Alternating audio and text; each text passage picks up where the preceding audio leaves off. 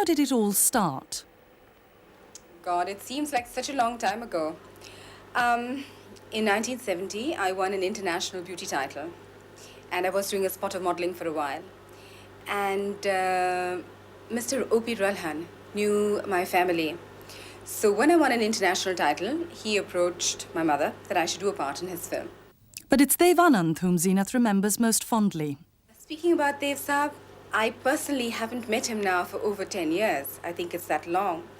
But I do remember that he was a wonderful person to work with and a very fine human being. And I would always like to wish him the very best, as he was responsible for making me a star and setting me on the path of my career with Hare Rama, Hare Krishna. Hare Krishna, Hare Ram. Zeenat then went on to play in successful films like Dond, Yadon Ki Barat and Manoranjan, and developed a reputation as a glamorous starlet rather than a good actress. In the framework of Indian commercial cinema, it's very easy to get stuck with labels. And I think it's very difficult for people to break away from that once it's thrust upon them. Mind you, in Indian commercial cinema, women have a very set thing to do. They sing songs, they look pretty, they do a few, weepy scenes, and that's it.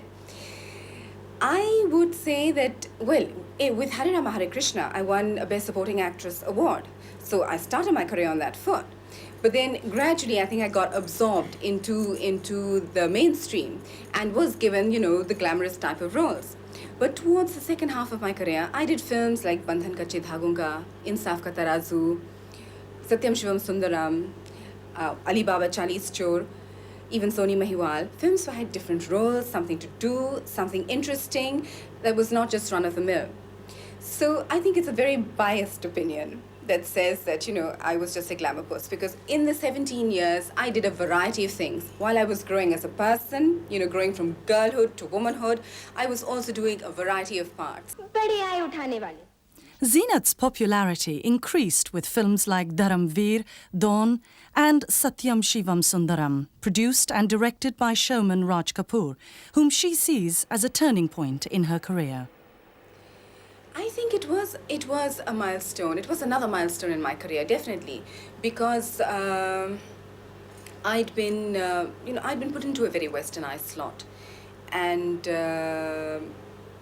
the fact that Raj Kapoor, who'd worked with actresses like Nargis and in very meaningful, Indian roles, thought about me for that part, it was a turning point. There is no two ways about it, and it was very, very significant in my career.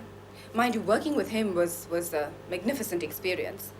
And I feel that I am very fortunate that I did, have that experience.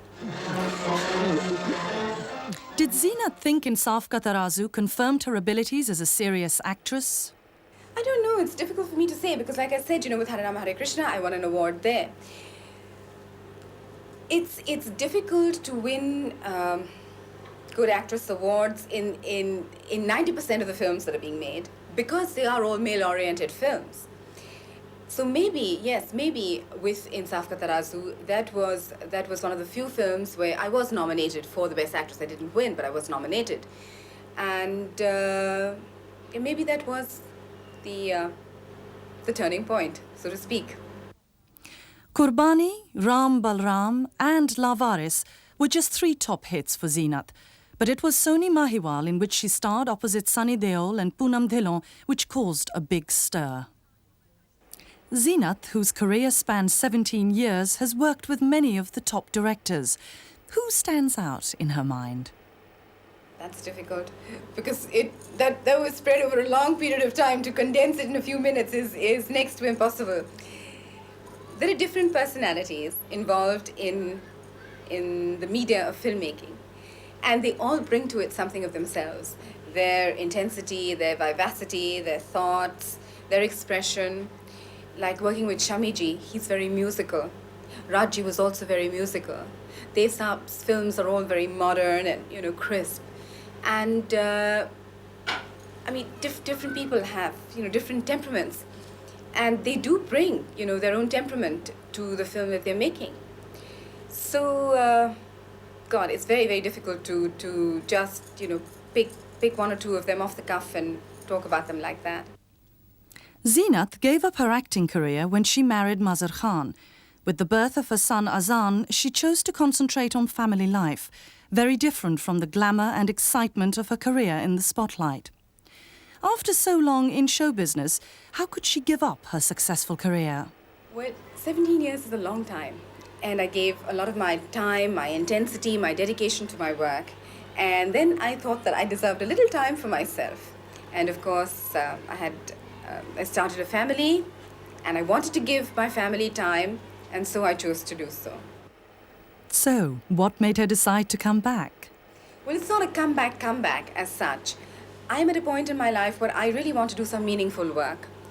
I have a happy home, husband and son, and now if I can use the extra time I have constructively and channelize it to do things that give me pleasure, I would love to do so in terms of doing some fine films and doing some good acting.